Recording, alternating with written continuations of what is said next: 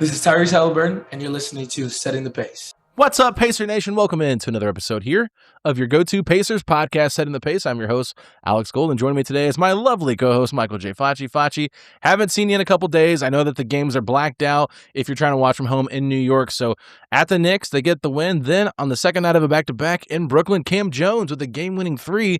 How are you feeling? A little pep in your step? Interesting pep. You know, look, wins are wins, and usually that's great. Things have changed a little bit recently after a big trade that we'll be talking a lot more about later.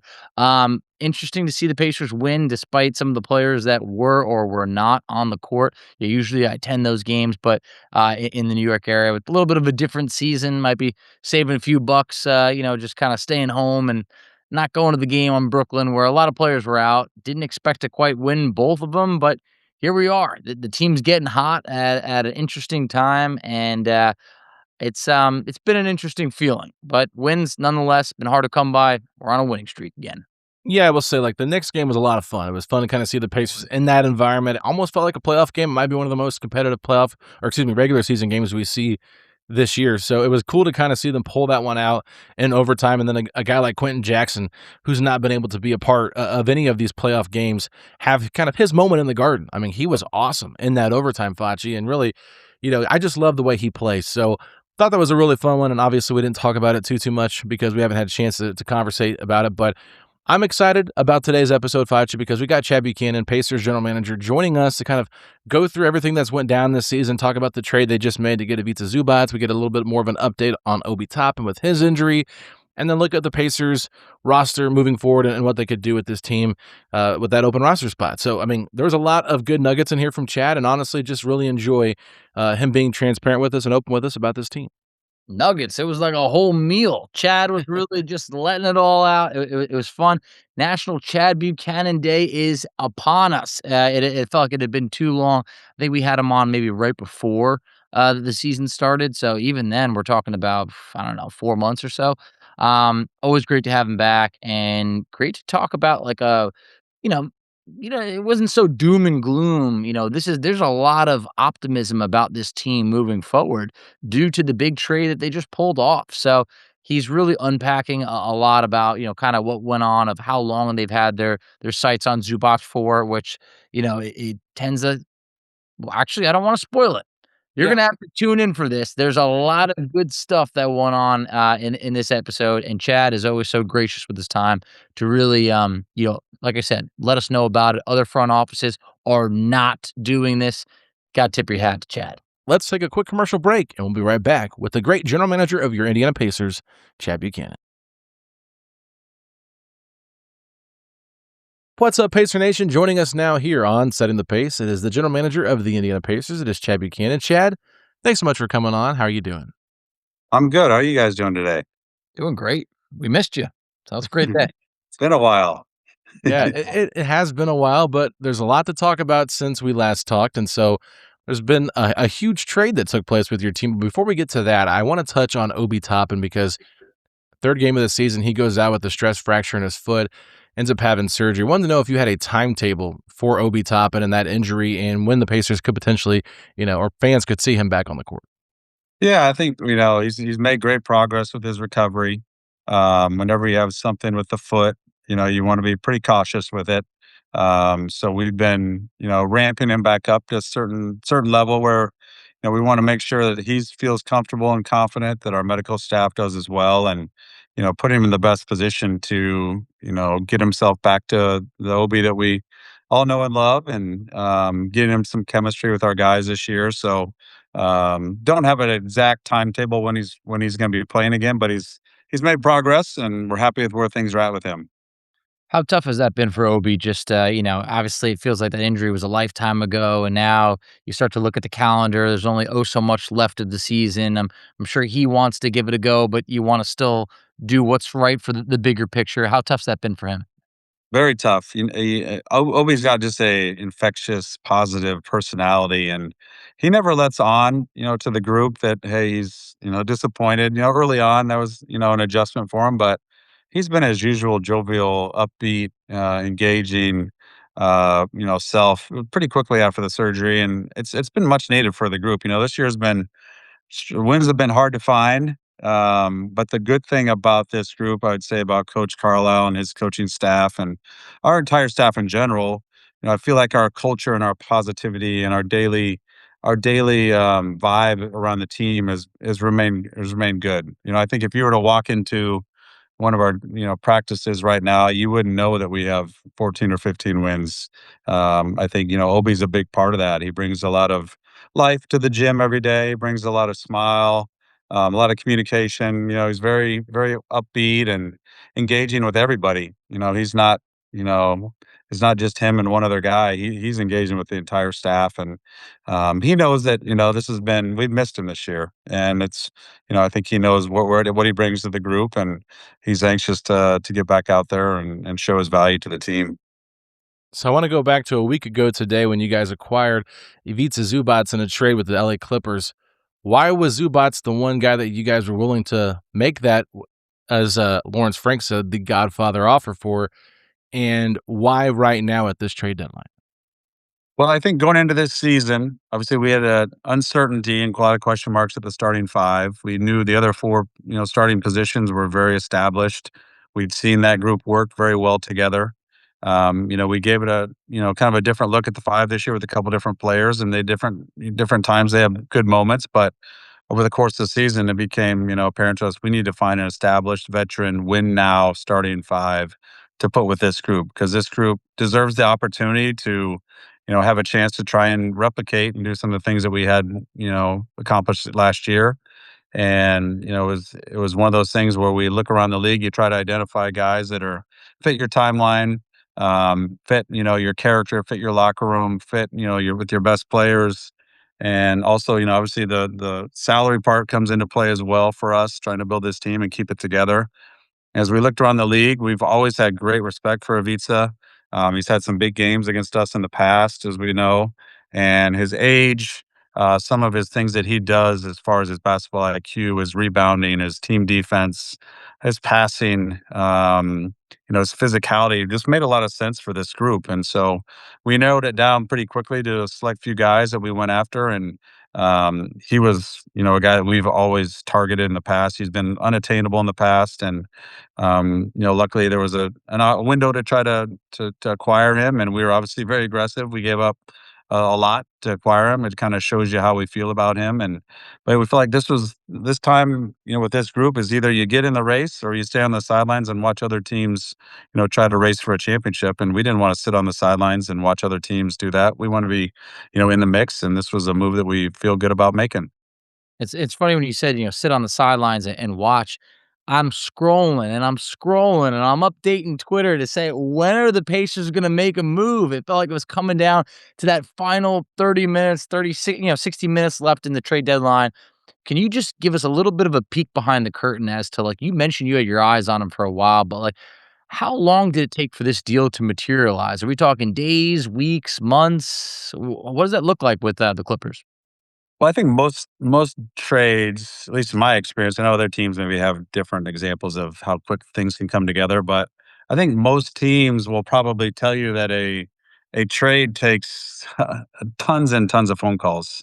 It takes a lot of back and forth. It takes a lot of walking away from the table, coming back to the table, different, concepts, curveballs being thrown here and there. But we had shown interest dating back to this summer. After we lost Miles, we'd reached out to them just to gauge where they're at with Ivica, and had a pretty good idea that they weren't wanting to move him, which was the case. But we stayed in touch, throughout the season, and it was pretty clear early on that they were, their team got out of the gate slow like we did, but they were still very attached to him, and understandably so. He's a great player. He's a big part of their culture.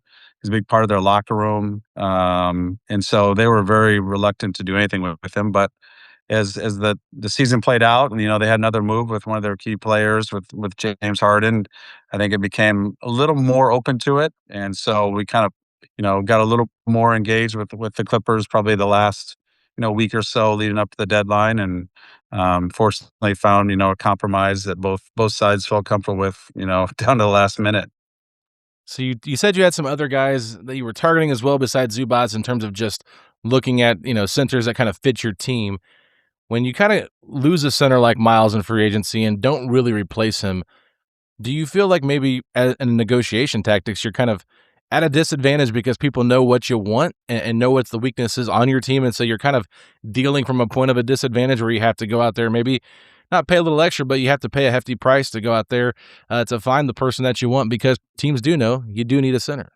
Yeah, I think that's very fair, Alex. I mean, that's the reality of our situation. I think the league, obviously, everybody knows each other's roster very, very well, and you have an idea of what their needs are. And so, I mean, teams look at our roster; they knew we had a hole there. So, you are working at a little bit of a disadvantage and trying to negotiate, but at the same time, you try to find something that's a middle ground for both teams. And I think the one thing, and I would say in the NBA is I think most teams tend to try to be good partners with each other. You're not trying to completely rake somebody over the coals on deals, but you're trying to be advantageous to your team. And for us, it was time to be aggressive. Like I said, it was either we sit back and wait and wait and wait, and maybe something materializes later on. Maybe it doesn't, but we owed it to this group. We owed it to, our coaching staff, to this locker room, to this roster, to try to give them every chance to be a competitive team contending again next season when we start training camp.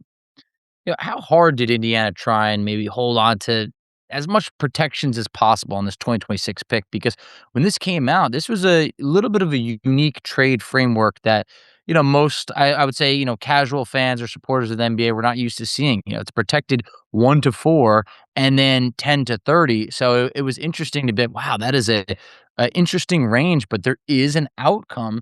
There's a possibility that Indiana comes out with a top 4 pick, gets their center, and everything works out. But obviously, we know it's a numbers game come the raffle time. It's always a risk. Yeah, we weren't dying to give up our pick this year, but Yep. you kind of have to give up something to get something in this league too. Agreed. And there's a little pain on both sides. I think if you were asked the Clippers, were you looking to give up Ivica all along, and they were not. I think it became a point where they felt like this is a strong package. We have to at least consider this, and factoring in our pick this year, how we viewed the draft, where we felt comfortable, maybe having a little bit of a risk with the tiers in this draft is kind of where we settled. And there's great players in this draft. It's a terrific amount of talent, a lot of young players that are going to be very, very good NBA players. But we also knew that our window is not going to be open forever with this group. And, we need to give our team, our fans, our coaches, everybody the best chance to try and make a run at a championship, because there's no guarantees in this thing. We saw what happened this year with our team. Injuries may strike, just things happen, and we felt like this group is not going to be at a championship level forever. And you got to give up something. Like I said, sometimes it's a little more painful than you want to, and it is a risk. We realize that there's no guarantees that we're going to have a top 4 pick. You hope you do, but there's also no guarantees. We have to be prepared for all scenarios, and that's something that we talked about extensively through the negotiation process. If this happens, if this happens, if this happens, what does this mean for this team? And at the end of the day, we believe that much in Big Zoo and his fit with us and his ability to put us back on, a contending status next year, that we wanted to go through with it. Pascal Siakam, Tyrese Haliburton were also acquired around the trade deadline. Now Zoo is added to this team as well. Did you feel like maybe this was the biggest, package you've ever dealt in terms of trading wise? Getting Haliburton, it was a different situation. Team was kind of going through a rebuild. Siakam didn't seem like there was a long-term future there with him in Toronto. But like you said, the Clippers really didn't want to get rid of Zoo. So did you feel like maybe this was the toughest negotiation you've probably been through at the trade deadline to go out there and acquire somebody? No, I think it's very accurate, Alex. As you asked that question, I think back on it, some of the other trades we made. Obviously, we gave up a lot of draft capital for Pascal, and our team was at a different point in its progress and its ascension. And this is we hope this is an ending piece to this roster to put us back, where we were contending like we were last year. I think anytime you feel like you have a chance to compete for a championship and you can add a player that helps you do that, sometimes the price is going to be a little uncomfortable. But I don't second guess or doubt giving this team a chance to try to make a run next year with this move. But it was a lot to give up. I mean, we're obviously aware of that, and it's probably the most we've given up, as far as, Ben and Isaiah kind of get, you know, pushed to the side, but those two guys are great players, are great people, big part of our team the last 4 years. So those were a little painful giving up too. But that's the nature of our business, and sometimes you got to take a risk, and sometimes not taking risk is a bigger risk than anything else. I agree. It felt like dating back to the offseason, KP and the front office were itching to make a deal, but you guys have always said you're not going to make a deal just to make a deal. Wait for the right deal. And I think that's exactly what happened. But not all deals are giving up a lot. On June 17th, 2025, the Pacers made a move with the New Orleans Hornets. I mean, sorry, I said the Hornets. Wow, the Pelicans. Showing my age over here. But at the time, people overlooked it. Now you look back, how much did it mean to be able to get the pick back that was traded in the Pascal Siakam deal, to now see what's happened? Obviously, how the Pacers season was looking, to then being able to include this pick in the Zubac deal. Like, do you guys ever sit back and realize how significant that deal is now, when at the time it might not have felt that way? Yeah, we were very fortunate to have our pick back after how the season went, and I think at the time, our thoughts were, a rookie on this roster with everybody healthy coming back, it was going to be tough to find a role, find minutes. The draft, in that area wasn't a lot of guys that we felt really strongly about, so it made sense to kind of prolong the asset if we could. And fortunate enough to find, New Orleans liked some players in the draft, and so that became an asset to them. But it was, obviously we don't acquire Ivica without that move. So it's the butterfly effect in the NBA is just, it's pretty insane when you look back and look at things that don't happen or do happen, how it affects the rest of not only your team, but other moves, and how it affects other teams around the league and your cap and different things like that. So, the reality of the NBA and making decisions is you're never going to be hit 1,000. And sometimes it takes a little good fortune. It was misfortune to get the good fortune. Unfortunately, when you look at Tyrese going down, but feel very lucky to have that pick to be able to go use it for this deal.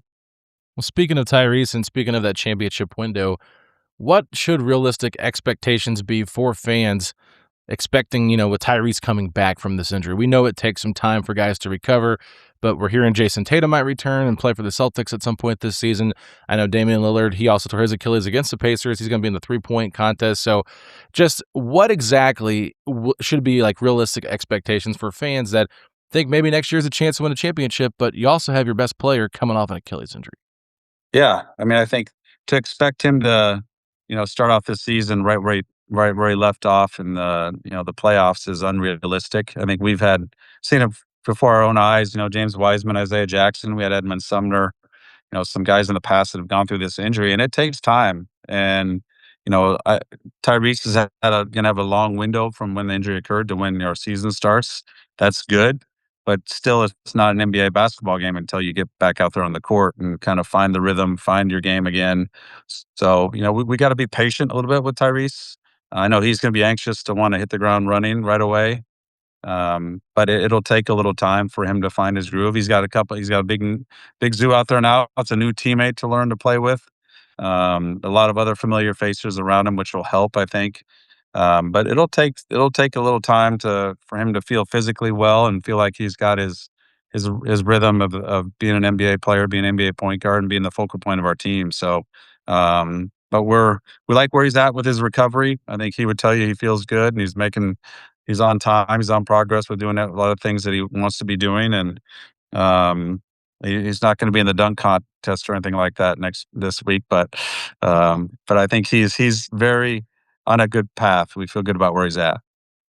Yeah, just like any basketball junkie, who loves the game, being away from it's obviously got to hurt. Can you just talk a little bit about maybe his overall mental and physical spirits? I've seen some photos where it looks like he's put on some size, and I think that can very much help. And glass half full, this could be an opportunity to maybe work on some other aspects of his game where he could come back of even being a stronger player, where it might not rely on some athleticism that would have to do with an Achilles injury. Yeah, I think he's taken advantage of that, like you're saying, opportunities to add to his game. his body is a little stronger. I think, some of that, weight will come down a little bit as he starts playing again. But I think he's really focusing on some different things of trying to be maybe a little more physical with some of his drives, separating from defenders, things like that. The thing that is really remarkable that kind of gets people don't talk about, it gets kind of glossed over is lots of times in the NBA when a player has a season-ending injury, is they kind of fall off the grid a little bit with your team, and that is not Ty. Ty is at every practice. He's at every road game. He's on the bench for every single game we have. He's very much a part of the team. He's around the coaches. He's vocal on the bench. Like you touched on it, the guy just lives and breathes and is obsessed with basketball, and that's why he's such a great player. And I think that obsession with the game will show when he's back on the court. And you'll see things added to his game that will be beneficial for him and for our team.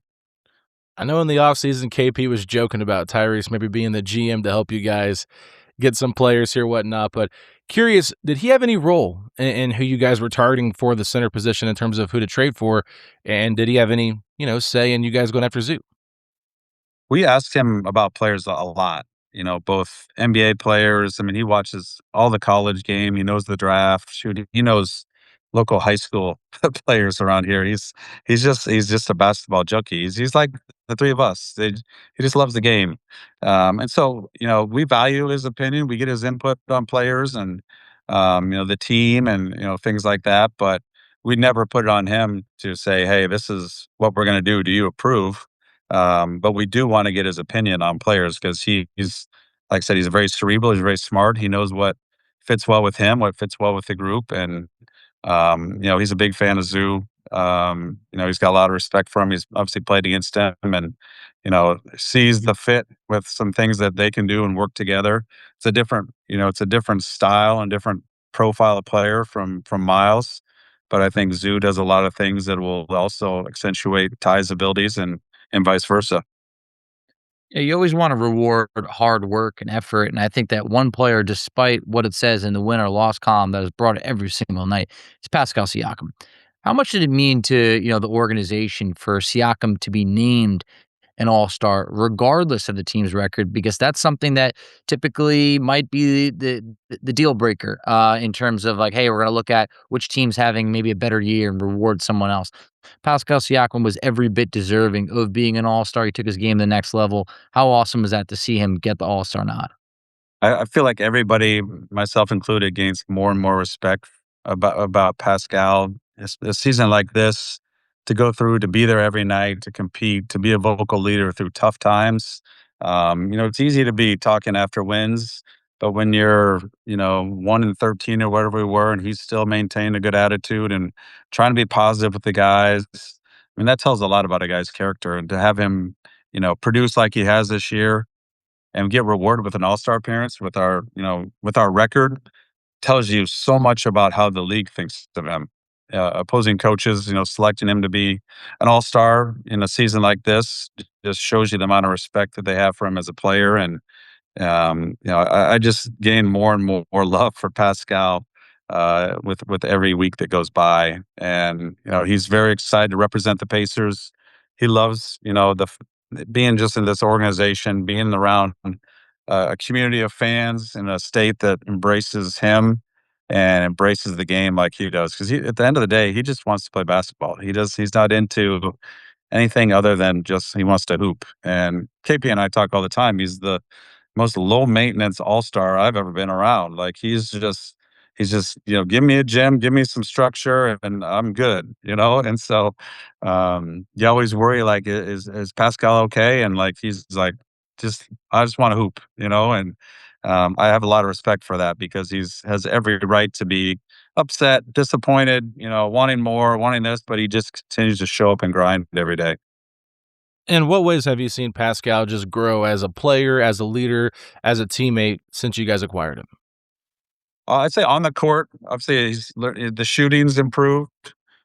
He's become much more of a consistent three-point threat for us. His ability to guard multiple positions was something that I think maybe we underestimated, and I think we saw it in certain matchups in the playoffs where times he was our best defender. And he's obviously a terrific, creative, offensive player, offensive talent. He doesn't let a bad game bother him, which I admire because you play 82 games and you have a lot of responsibility. You're going to have some nights where you struggle, but it never seems to phase him. And then you go in the locker room after games, and you can tell he can tell when the team needs a message, when they need to hear from him, and there's times where they don't need to hear from him. And so he's developed a good pulse of the locker room of when he needs to say something. And because when he talks, the entire locker room is listening, because they've got so much respect for what he's accomplished in the past, but how he carries himself every single day. I just feel like that type of veteran is so incredibly important in this type of season where it's easy for things to go off the rails. So like it's amazing to have Siakam from day one. He's made a huge impact on and off the court. But another player who I feel like is really coming into their own, after stepping into a bigger role, which could obviously lead to different type of expectations. Andrew Nembhard. I felt like after a bit of a shakier start to the season, November, coming off some injuries, really has ramped up his play and production in December, January, and he's having a career year across the board. What have you enjoyed seeing about the growth of Andrew stepping into that lead point guard role this year? Yeah, you can sense the confidence growing from him game by game. He's shooting the ball well right now. He's very aggressive. He's playing with his usual physicality. He's learned to balance, the the responsibility of guarding some of the premier scoring perimeter players in the league, but also trying to initiate and run our offense. I think we knew going into this year, this was going to be a challenging year for him. It was a great opportunity, but it's going to be a immense challenge because of how much we put on his plate, and he never wavers in his belief in himself. And I think the more production he's had, the more big games he's had against good players and good teams, has just kind of emboldened him. And he's always going to be a tough-minded, smart, um, physical guard. Uh, but when he plays with the kind of a little chip on his shoulder and the aggressiveness to score the ball and make plays, it really takes our team to kind of a different level. And when you add Tyrese back into the mix with him, next year, and Andrew's kind of had this year to go through some of the things that Tyrese faces, on a night-to-night basis, is going to help him. Those two guys balance each other a little bit because, like I said earlier, Ty's not going to be probably hitting the ground, running 100%. So we're going to have to lean on Andrew a little bit probably till Ty really gets comfortable again. And that's one of the good things that'll come out of this year is Andrew will be ready for that next season. Jarace Walker got off to a rough start at the beginning of the season, but has really turned things around since probably middle of December. What did you see from Jarace in that change middle of this part of the season where he's kind of taken that step forward? And what was he maybe going through during some of those earlier stretches of the year? Yeah, I think it was going through some, indecisiveness with his play. And then sometimes he would get a little more aggressive and that would lead to some turnovers and some mistakes. And he was trying to find a balance of, what is just being a solid, consistent player with our system. And we had a game in Houston this year on the road, and we did a shoot around at the University of Houston, which is, where he played at. And I think he had a talk with Coach Sampson, which I think really kind of helped him because I felt like that night against the Rockets, he really felt like something clicked for him. And I think ever since then, he's been much more solid. He's not doesn't feel like he has to try to make something happen. Sometimes it's just moving the ball is what makes things happen in our system.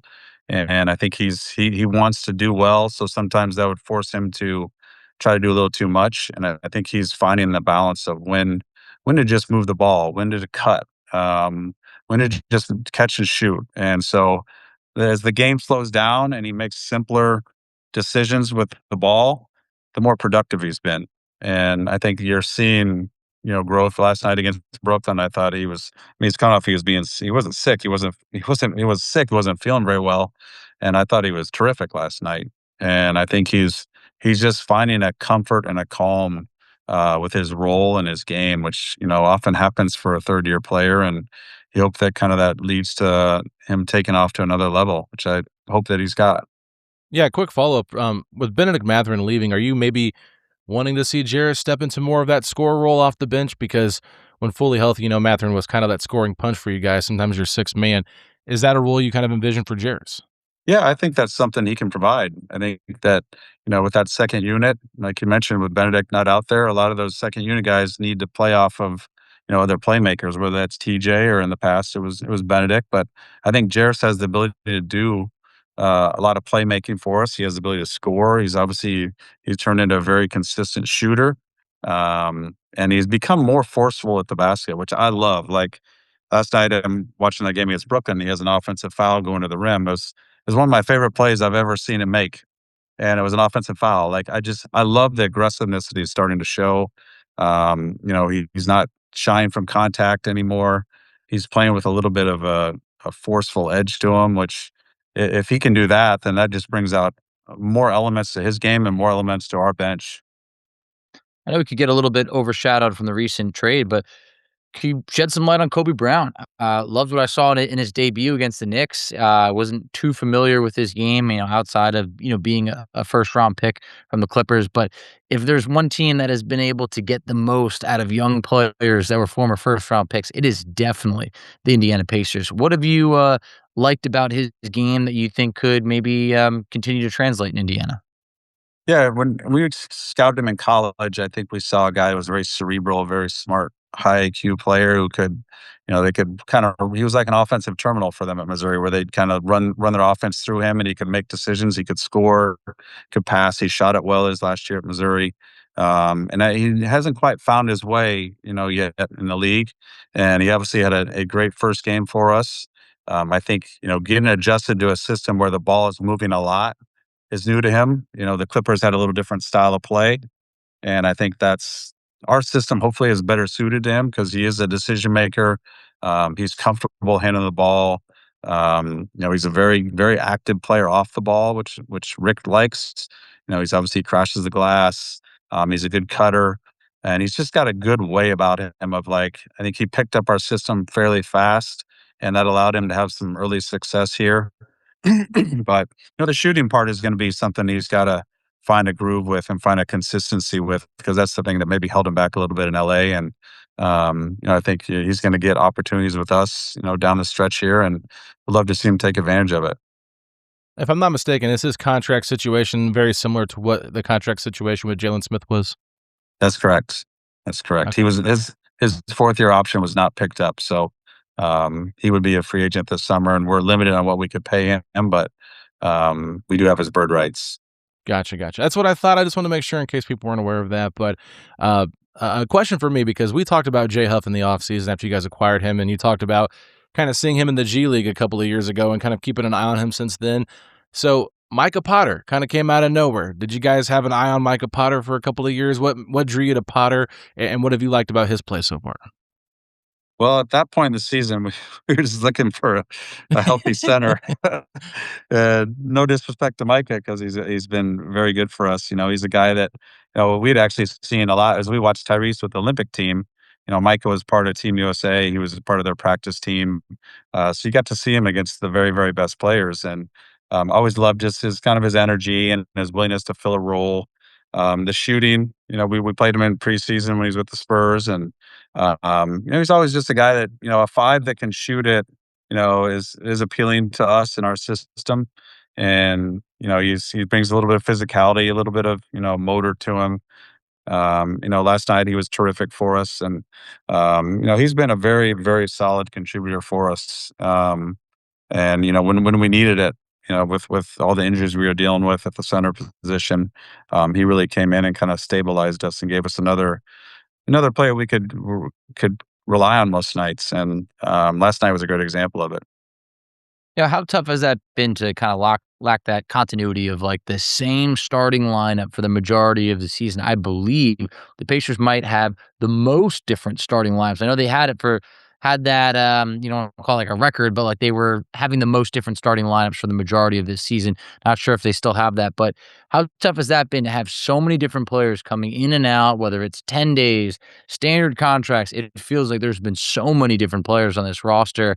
How tough has that been for the coaching staff to kind of get into a groove? I think it's been the hardest on our equipment staff, to be honest with you.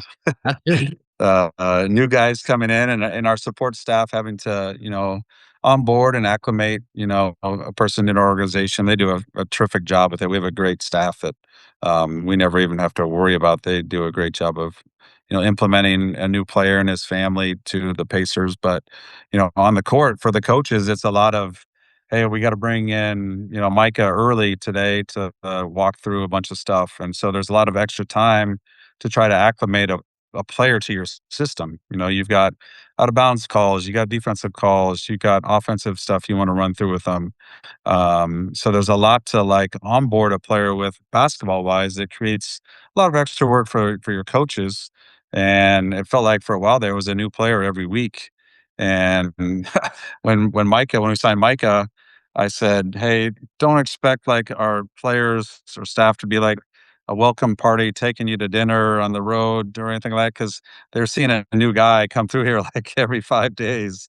So don't be offended if they're not like going out of their way to like do a welcome party for you, because a lot of these guys have been coming in, they're gone within 10 days. So it's just been one of those kind of seasons. And, as the player himself getting into a new system, that's challenging as well. I mean, Kobe's going through it right now, and Ivica will as well as, hey, I've got new players I'm on the court with that I've never played with before.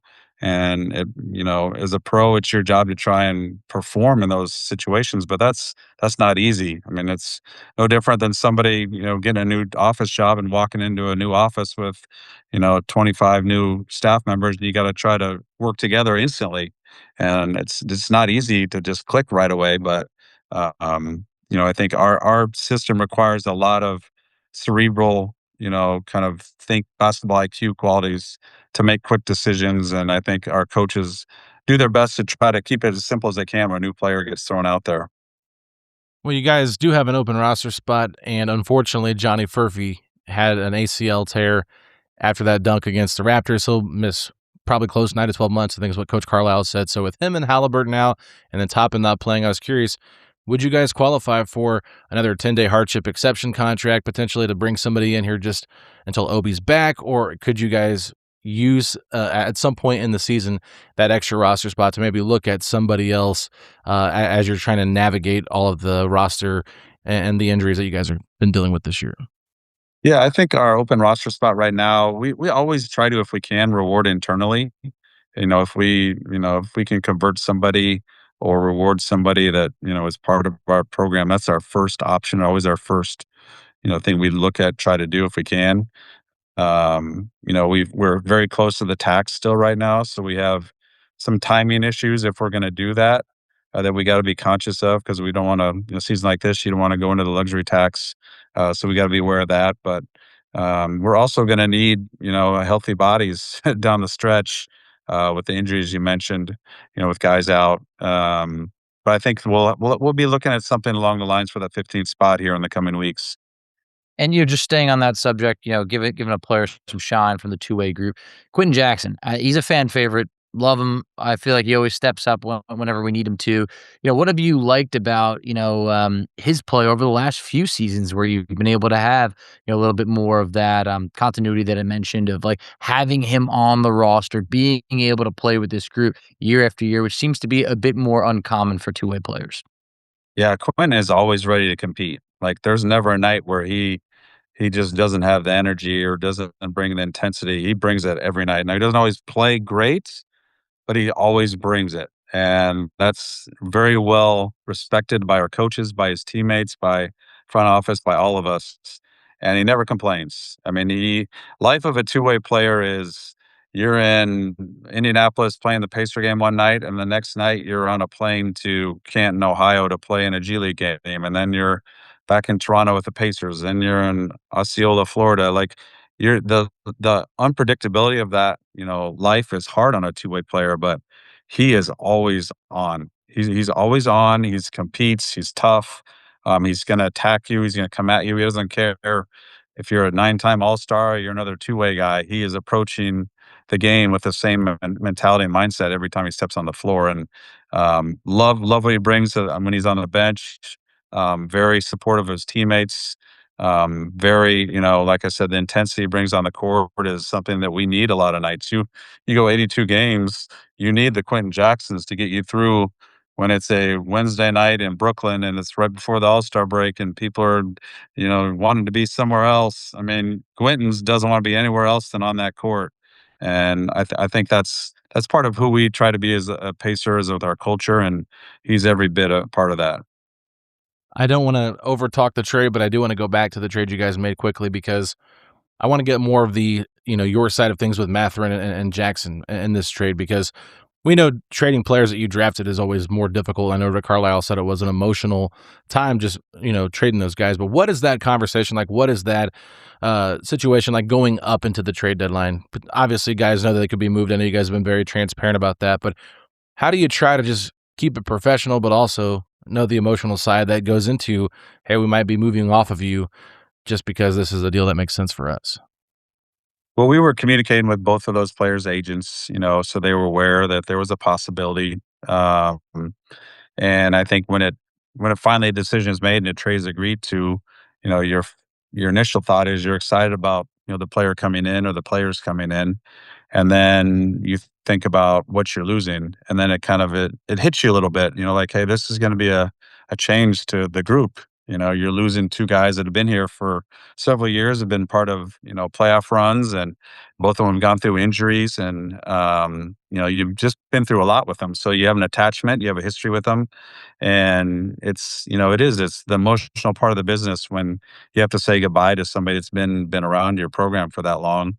But you're also at the same time, the other team, is excited to acquire them. It's going to be hopefully a good situation for them basketball wise in their career.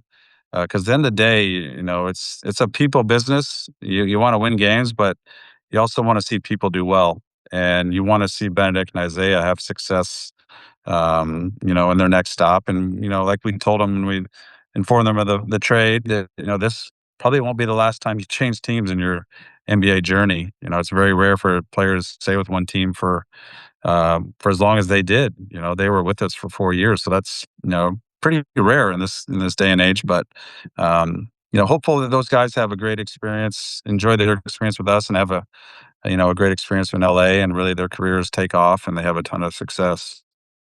I think from the fan base's standpoint, everybody will be rooting for those players, no matter what. I don't think there's anything bad that you could say about either of them. And, they both contributed, immensely for the Pacers over the last few years. So, hey, we wish them nothing but the best. But was there teams maybe looking at Indiana a little bit funny as it relates to calling you guys to think maybe you might make a move that doesn't make sense just because of the way that the season was starting off? Like, for instance, just thinking that you might abandon the longer term plans and potentially be sellers, because Indiana proved, if anything, to be buyers at the deadline, essentially, for the future. Was there any teams that maybe thought that you guys might be going in a different direction? I mean, when you talk to other teams, you inquire about the players you like on the other roster. We were pretty clear from the beginning that, hey, we don't want to disrupt this core, this group. It's been successful for us. We want to try to add to this core was our ultimate goal. We weren't looking to reset the timetable or take a step back, because we felt like this group had proven that they can have success together. And teams are always going to ask about the players they like on your team, but there was never any talk of breaking up the core of this group. It was always about adding to it. All right, Chad. I don't have anything else too interesting to ask you about this team or anything like that. But if you have any stories you'd like to share with us throughout this season, I know it's been a tough year, maybe not as fun of stories, but if there's anything you'd like to share with us, we'd love to hear it. Oh, about this team? This season, this team. This season? Oh boy, this has been a hard season.